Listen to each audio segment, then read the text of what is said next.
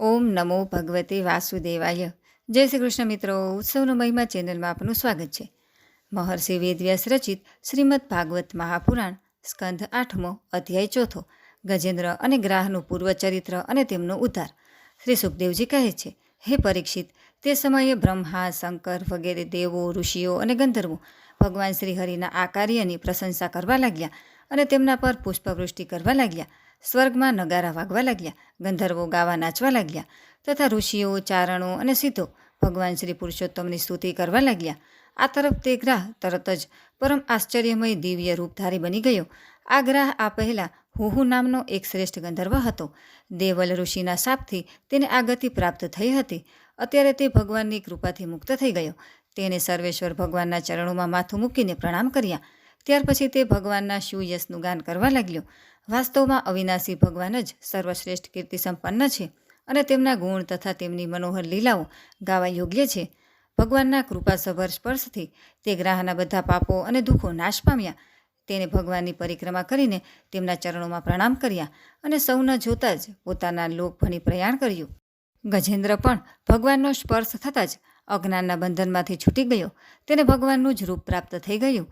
તે પિતાંબરધારી અને ચતુર્ભુજ બની ગયો. આ ગજેન્દ્ર પૂર્વજન્મમાં દ્રવિડ દેશનો પાંડ્યવંશીય રાજા હતો. તેનું નામ હતું ઇન્દ્રદ્યુમ્ન. તે વિખ્યાત વિષ્ણુ વ્રત પરાયણ ભગવાનનો ઉપાસક હતો. એક સમયે તે રાજ્યનો ત્યાગ કરીને મલય પર્વત પર રહેતો હતો. તેને જટા વધારીને તપસ્વીનો વેશ ધારણ કર્યો હતો.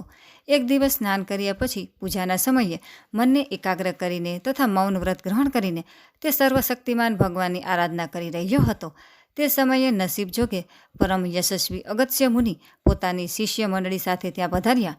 તેમણે જોયું કે પ્રજાપાલન, ગૃહસ્થ યોગ્ય, અતિથિ સેવા વગેરે ધર્મોનો પરિત્યાગ કરીને તપસ્વીઓની જેમ એકાંતમાં બેસીને આ ઉપાસના કરી રહ્યો છે.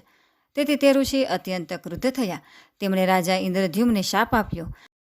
આ રાજાએ ગુરુજનો પાસેથી બોધ ગ્રહણ કર્યો નથી અને અભિમાનને લીધે પરોપકારમાંથી નિવૃત્ત થઈને દુરાત્મા બની ગયો છે. બ્રાહ્મણોની અવમાનના કરનારો આ હાથી જેવો જળ બુદ્ધિ છે, તો આને તે જ ઘોર અજ્ઞાનમયી હાથીની યોનિ પ્રાપ્ત થાય. શ્રી સુખદેવજી કહે છે, હે રાજન, શાપ તેમજ વરદાન આપવામાં સમર્થ અગત્ય મુનિ આ પ્રમાણે શાપ આપીને પોતાની શિષ્ય મંડળી સાથે ત્યાંથી ચાલ્યા ગયા. રાજર્ષિ ઇન્દ્રદ્યુમ્ને આ મારું પ્રારબ્ધ હશે એમ સમજીને સંતોષ માન્યો. ત્યારબાદ તેને આત્માનું વિસ્મરણ કરાવી દેનારી હાથીની યોનિ મળી. પણ ભગવાનની આરાધનાનો પ્રભાવ એવો છે કે તેને હાથી થવા છતાં પણ ભગવાનનું સ્મરણ થઈ જ આવ્યું. ભગવાન શ્રી હરિએ આ પ્રમાણે ગજેન્દ્રનો ઉદ્ધાર કરીને તેને પોતાનો પાર્ષદ બનાવી લીધો. ગંધર્વો, સિદ્ધો, દેવો વગેરેએ ભગવાનની આ લીલાનું ગાન કર્યું. ભગવાન પાર્ષદ રૂપ ગજેન્દ્રને સાથે લઈને ગરુડ પર સવાર થઈને પોતાના અલૌકિક ધામમાં સીધાવી ગયા. હે કુરુવંશ શિરોમણી, મેં ભગવાન શ્રી કૃષ્ણનો મહિમા અને ગજેન્દ્ર મોક્ષની કથા તમને કહી સંભળાવ્યા. આ પ્રસંગ તેના સાંભળનારાઓના કડી સહજ મળને તથા દુઃખ સ્વપ્નને દૂર કરનારો તેમજ યશ, ઉન્નતિ અને સ્વર્ગ આપનારો છે.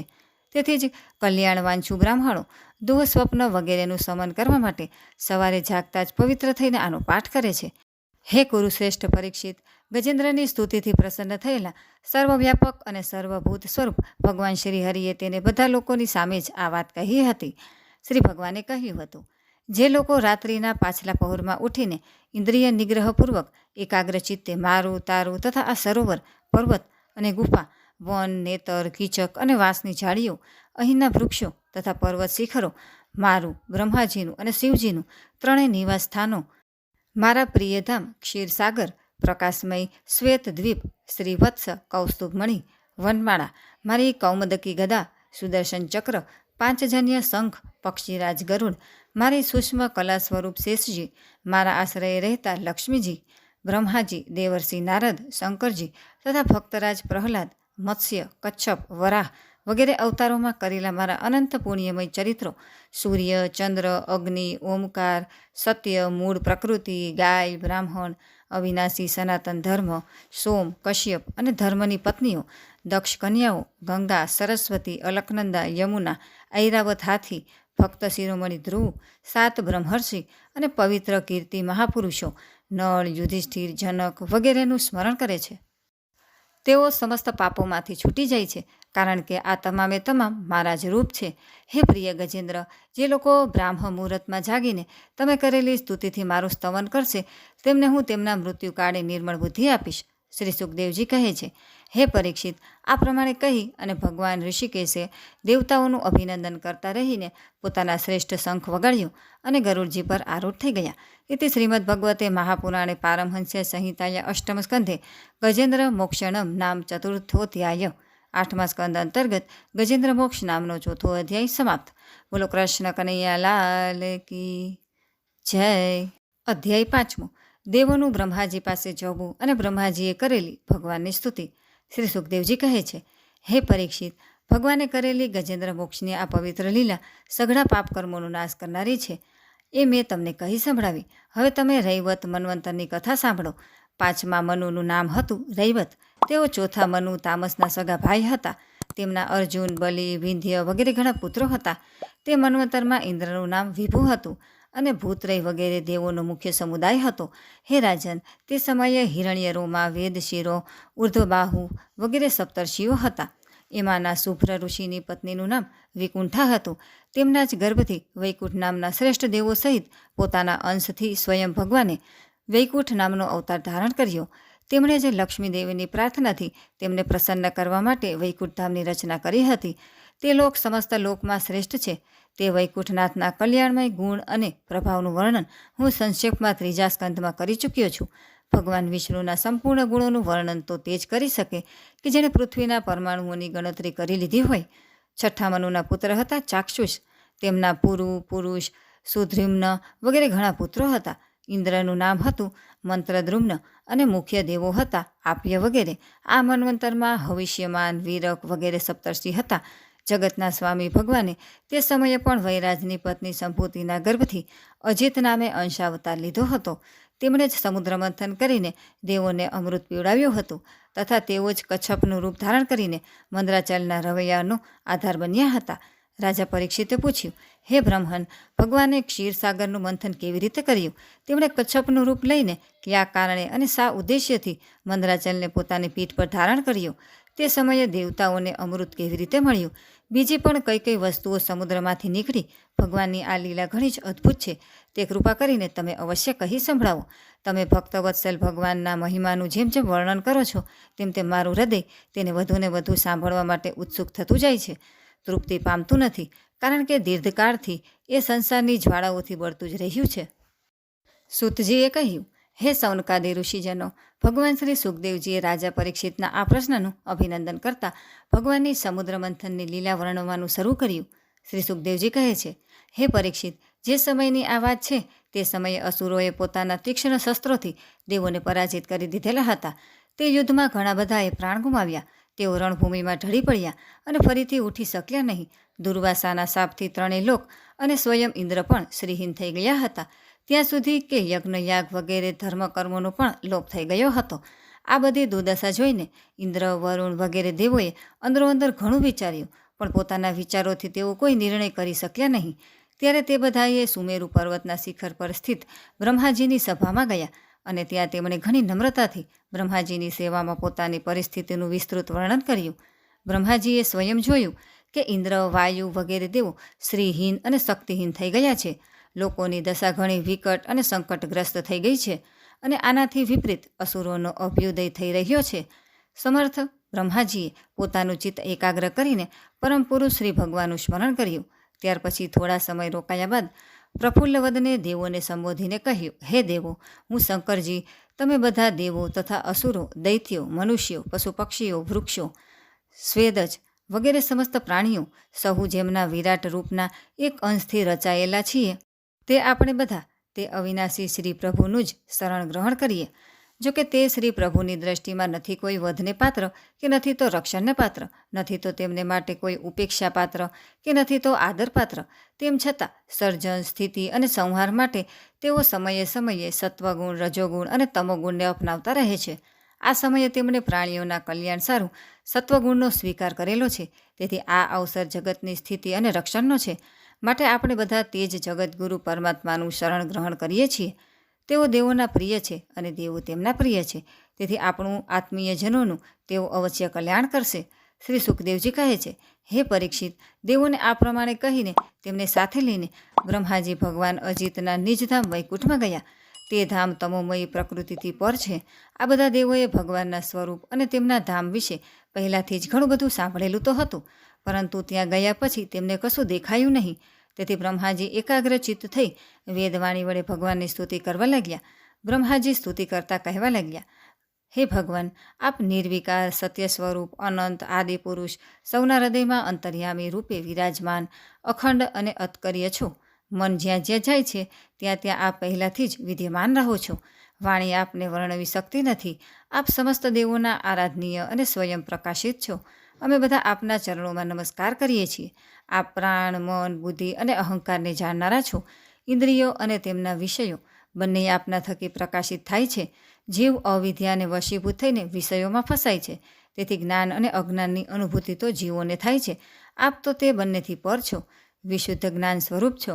આપ અવિનાશી છો. સત્યયુગ, ત્રેતાયુગ અને દ્વાપર યુગમાં તો આપ અવતાર ધારણ કરો છો. અમે બધા આપનું શરણ લઈએ છીએ. આ શરીર જીવનું એક મનોમય ચક્ર એટલે કે રથનું પૈડું છે. 10 ઇન્દ્રિયો અને 5 પ્રાણ એ 15 તેના આરા છે. સત્વ, રજ અને તમ એ 3 તેની નાભી છે. પૃથ્વી, જળ, તેજ, વાયુ અને આકાશ તથા મન, બુદ્ધિ અને અહંકાર એ 8 એમાં નેમી એટલે કે પૈડાનો ઘેરાવો છે. સ્વયં માયા જ એનું સંચાલન કરે છે અને એ વીજળી કરતાં પણ વધુ વેગથી ચાલનારું છે. આ ચક્રની ધરી છે સ્વયં પરમાત્મા. તેઓ જ એકમાત્ર સત્ય છે. અમે તેમના શરણે છીએ. જેઓ એકમાત્ર જ્ઞાન સ્વરૂપ, પ્રકૃતિથી પર અને અદ્રશ્ય છે, જેઓ સઘળા પદાર્થોના મૂળમાં અવ્યક્તપણે રહેલા છે અને દેશ, કાળ અથવા વસ્તુથી જેમનો પાર પામી શકાતો નથી, તે જ શ્રી પ્રભુ આ જીવના હૃદયમાં અંતર્યામી રૂપે વિરાજમાન રહે છે. વિચારશીલ મનુષ્યો ભક્તિયોગ વડે તેમની જ આરાધના કરે છે, જેનાથી મોહિત થઈને જીવ પોતાના વાસ્તવિક લક્ષ્યને અથવા સ્વરૂપને ભૂલી ગયો છે. તે માયા એ શ્રી પ્રભુની જ છે અને તેનો પાર કોઈ પણ પામી શકતું નથી. પરંતુ સર્વશક્તિમાન શ્રી પ્રભુ પોતાની તે માયાને તથા તેના ગુણોને પોતાના વશમાં કરીને સઘળા પ્રાણીઓના હૃદયમાં સંભાવપૂર્વક વિચરણ કરતા રહે છે. જીવ પોતાના પુરુષાર્થથી નહીં પણ તેમની કૃપાથી જ તેમને પ્રાપ્ત કરી શકે છે. અમે તેમના ચરણોમાં નમસ્કાર કરીએ છીએ. આમ તો અમે દેવો અને ઋષિઓ પણ તેમના પરમપ્રિય સત્વમય શરીરમાંથી ઉત્પન્ન થયેલા છીએ, તો પણ તેમના આંતરબાહ્ય એકરસ પ્રકટી રહેલા વાસ્તવિક સ્વરૂપને જાણતા નથી. તો પછી રજોગુણ અને તમોગુણ પ્રધાન અસુરો વગેરે તો તેમને જાણી જ કેવી રીતે શકે? તે જ પ્રભુના ચરણોમાં અમે નમસ્કાર કરીએ છીએ. તેમની જ રચેલી આ પૃથ્વી તેમનું ચરણ છે. આ જ પૃથ્વી પર જરાયુજ, અંડજ, સ્વેદજ અને ઉદ્વિજ આ 4 પ્રકારના પ્રાણીઓ રહે છે. તે પરમ સ્વતંત્ર, પરમ ઐશ્વર્યશાળી પુરુષોત્તમ પરબ્રહ્મ અમારા પર પ્રસન્ન થાઓ. આ અત્યંત શક્તિશાળી જળ તેમનું વીર્ય છે. એ જળમાંથી જ 3 લોક અને સમસ્ત લોકોના લોકપાલો ઉત્પન્ન થાય છે, વૃદ્ધિ પામે છે અને જીવતા રહે છે. તે પરમ ઐશ્વર્યશાળી પરબ્રહ્મ અમારા પર પ્રસન્ન થાઓ. શ્રુતિઓ કહે છે કે ચંદ્ર તે શ્રી પ્રભુનું મન છે. આ ચંદ્ર સમસ્ત દેવોનું અન્ન, બળ અને આયુષ્ય છે. તેઓ જ વૃક્ષોના સ્વામી અને પ્રજાઓના પાલક છે. મનને અપનાવનારા આવા ઐશ્વર્યશાળી શ્રી પ્રભુ અમારા પર પ્રસન્ન થાઓ. અગ્નિ તેમનું મુખ છે. તેની ઉત્પત્તિ જ એ માટે થઈ છે કે જેનાથી યજ્ઞયાગ વગેરે કર્મકાંડ સંપૂર્ણપણે સંપન્ન થઈ શકે. આ જ અગ્નિ શરીરની અંદર જઠરાગ્નિ રૂપે અને સમુદ્રની અંદર વડવાગ્નિ રૂપે રહીને તેમનામાં રહેતા અન્ન, જળ અને ધાતુઓનું પાચન કરતો રહે છે અને સઘળા દ્રવ્યોની ઉત્પત્તિ પણ તેનાથી થયેલી છે. આવા પરમ ઐશ્વર્યશાળી ભગવાન અમારા પર પ્રસન્ન થાઓ. જેમના વડે જીવ દેવયાન માર્ગે બ્રહ્મલોકને પામે છે, જેઓ વેદોની સાક્ષાત મૂર્તિ અને ભગવાનના ધ્યાન કરવા યોગ્ય ધામ છે, જેઓ પુણ્યલોક સ્વરૂપ હોવાને કારણે મુક્તિનું દ્વાર અને અમૃતમય છે અને કાળરૂપ હોવાને કારણે મૃત્યુ પણ છે, એવા સૂર્ય જેમના નેત્ર છે, તે પરમ ઐશ્વર્યશાળી ભગવાન અમારા પર પ્રસન્ન થાઓ. શ્રી પ્રભુના પ્રાણથી જ ચરાચરના પ્રાણ તથા તેમને માનસિક, શારીરિક અને ઇન્દ્રિયિક બળ આપનારો વાયુ પ્રગટ થયો છે. તેઓ ચક્રવર્તી સમ્રાટ છે અને ઇન્દ્રિયોના અધિષ્ઠાતા દેવો. અમે બધા તેમના સેવકો છીએ. એવા પરમ ઐશ્વર્યશાળી ભગવાન અમારા પર પ્રસન્ન થાઓ. જેમના કાનોમાંથી દિશાઓ, હૃદયમાંથી ઇન્દ્રિય ગોલક અને નાભીમાંથી આકાશ ઉત્પન્ન થયા છે. જેઓ 5 પ્રાણ, અપાન, ઉદાન, સમાન અને વ્યાન, 10 ઇન્દ્રિયો, મન, 5 અસુ, નાગ, કૂર્મ, કૃકલ, દેવદત્ત અને ધનંજય તેમજ શરીરના આશ્રય છે. તે પરમ ઐશ્વર્યશાળી ભગવાન અમારા પર પ્રસન્ન થાઓ. જેમના બળમાંથી ઇન્દ્ર, પ્રસન્નતામાંથી સમસ્ત દેવો, ક્રોધમાંથી શંકર, બુદ્ધિમાંથી બ્રહ્મા, ઇન્દ્રિયોમાંથી વેદો અને ઋષિઓ તથા લિંગમાંથી પ્રજાપતિ ઉત્પન્ન થયા છે. તે પરમ ઐશ્વર્યશાળી ભગવાન અમારા પર પ્રસન્ન થાઓ. જેમના વક્ષ સ્થળમાંથી લક્ષ્મી, છાયામાંથી પિતૃઓ, સ્તનમાંથી ધર્મ, પીઠમાંથી અધર્મ, મસ્તકમાંથી આકાશ અને વિહારમાંથી અપ્સરાઓ પ્રગટ થયા છે. તે પરમ ઐશ્વર્યશાળી ભગવાન અમારા પર પ્રસન્ન થાઓ. જેમના મુખમાંથી બ્રાહ્મણો અને અત્યંત રહસ્યમય વેદો, પૂજાઓમાંથી ક્ષત્રિયો અને બળ, જંઘાઓમાંથી વૈશ્યો અને તેમની વૃત્તિઓ, વ્યાપાર કૌશલ્ય તથા ચરણોમાંથી વેદ વિનાની સેવા કરનારા શૂદ્રો અને તેમની સેવા વગેરે વૃત્તિઓ પ્રગટ થયા છે. તે પરમ ઐશ્વર્યશાળી ભગવાન અમારા પર પ્રસન્ન થાઓ. જેમના અધરમાંથી લોભ અને હોઠમાંથી પ્રીતિ, નાસિકામાંથી કાંતિ, સ્પર્શમાંથી પશુઓનો પ્રિય કામ, ભ્રમરોમાંથી યમ અને આંખના રૂવામાંથી કાળની ઉત્પત્તિ થઈ છે. તે પરમ ઐશ્વર્યશાળી ભગવાન અમારા પર પ્રસન્ન થાઓ. સમસ્ત પદાર્થો, કાળ, કર્મ, સત્વાદી ગુણ અને પંચમહાભૂતો વગેરે બધા તે પરમાત્માની માયાથી જ ઉત્પન્ન થયા છે એવું કહેવામાં આવ્યું છે. એ પરમ તત્વનું વિવેકી પુરુષો અનિર્વચનીય કહીને વર્ણન કરે છે અને નેતિ નેતિ કહીને બધાનો નિષેધ કરીને શાસ્ત્રો વર્ણન કરે છે. તે પરમેશ્વર અમારા પર પ્રસન્ન થાઓ. જેઓ માયા થકી નિર્મિત ગુણોમાં અને તે વૃત્તિઓથી આસક્ત થતા નથી, જેઓ વાયુની જેમ સદા સર્વદા અસંગ રહે છે, જેમનામાં સઘળી શક્તિઓ શાંત થઈ ગયેલી છે, તે પોતાના આત્માનંદ લાભથી પરિપૂર્ણ આત્મ સ્વરૂપને ભગવાનને અમારા નમસ્કાર છે. હે પ્રભુ, અમે આપના શરણાગત છીએ. અમે ઈચ્છીએ છીએ કે મંદ મંદ સ્મિતવાળું આપનું મુખ કમળ અમે પોતાની આ આંખોથી જોઈએ. આપ કૃપા કરીને અમને તેનું દર્શન કરાવો.